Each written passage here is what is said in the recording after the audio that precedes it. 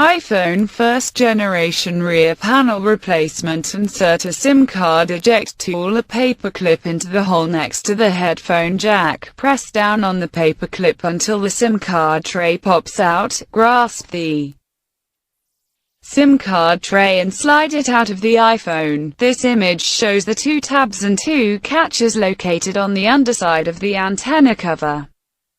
The two tabs at the top of the image must be pushed towards the black cover to release them. Insert a metal spudger into the slot between the dock connector and the antenna cover.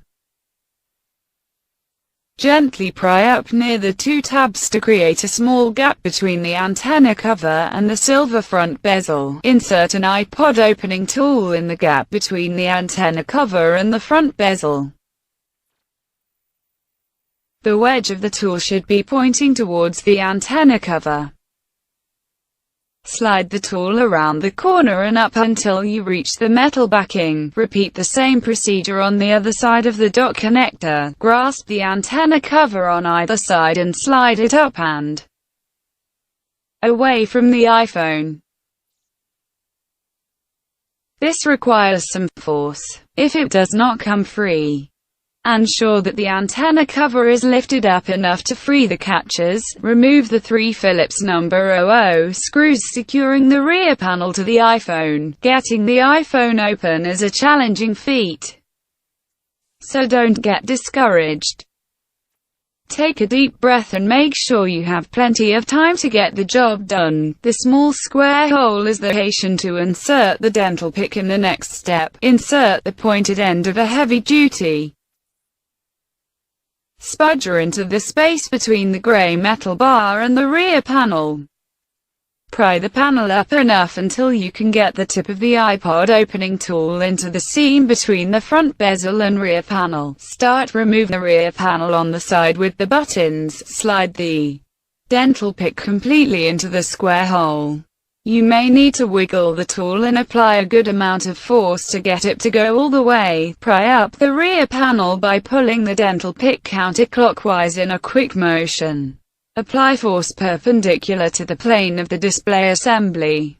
You may be afraid to go fast, but going slowly is more likely to bend the case. Use a spudger to free the rear panel from the iPhone along the corner and top. The rear panel is still attached to the iPhone by the headphone jack cable, so don't entirely remove the rear panel from the iPhone just yet. Repeat the same procedure on the other side of the iPhone. Slide the dental pick completely into the square hole. You may need to wiggle the tool and apply a good amount of force to get it to go all the way. Pry up the rear panel by pulling the dental pick counterclockwise in a quick motion. Apply force perpendicular to the plane of the display assembly. You may be afraid to go fast, but going slowly is more likely to bend the case.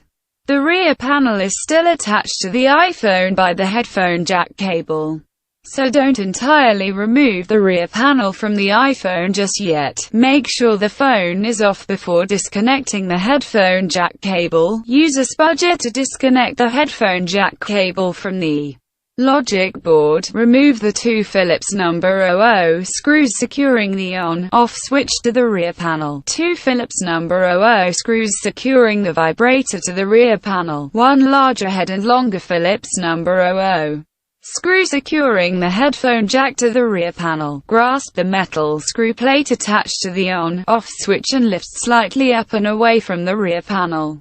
The button should come with the cable. Gently peel up the on/off switch ribbon cable. Be sure to pull near where the ribbon cable is glued to the rear panel. The headphone jack is slightly recessed into the rear panel.